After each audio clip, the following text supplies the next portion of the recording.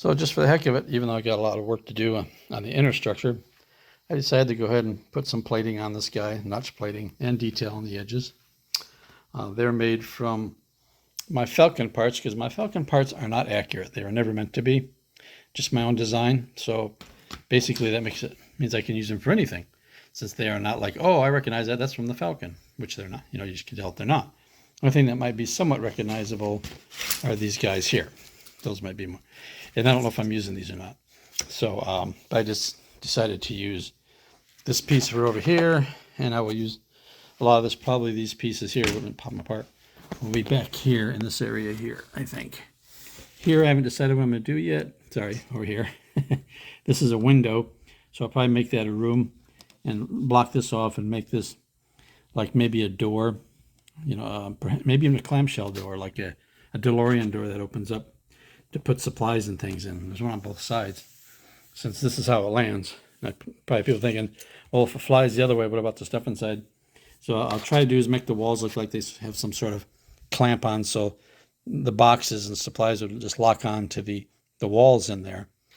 And so when it flies sideways, or like or fish fly, I'm just call it a fish fly, they won't go flying all over the place. I'm going to use the containers, storage containers out of my Bison for that.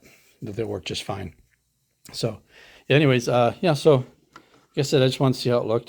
This had more holes in it to begin with. Like there was two more, one here and here. You can say it looked ugly as sin, but I'm not worried because they get covered. I just had too many holes. Of course, these will have little detail bits, pieces that fit in from behind. It'll probably be molded on end with this off. Two-piece mold like this. So, and then the core will pull out like a lot of my other molds I do. And that way you can get to these bits in here. I didn't want to make it solid. It's a lot of resin. So that's my plan with that. The notching, I use one of these. Let me get my freaking hand out of the way. And you can see what I did is I modified it. See those two little prongs? Oh, come on, focus here, please. Thank you. See those two little prongs there in between? The rectangular hole punch? I cut them, so what they would do is when I put a plate in there, I use that as my, what'd you call it?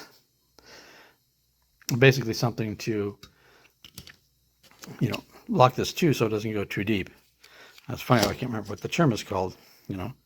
So, yeah, those two little prongs. I put the end of the plastic against those two prongs, which puts it at the correct depth. That way you get these. I do have what they call a nibbler. You know, let's go over here. I got a regular nibbler here, which they use in Star Wars. But the thing is, these are kind of big, you know. And those are a lot bigger. Or these are probably only, we can see, you know, maybe a third that size because of the scale of the model. If I was doing this 4 foot, 5 foot, then I'd probably use this regular old nibbler like they used for the Millennium Falcon back in the day. Back in the day, when they didn't draw models with a mouse, they used their hands. Hey, imagine that. Anyways, now my old fashioned is showing through. So yeah, that's how far we've gotten with this today. And again, messy desk like everyone else when they're working.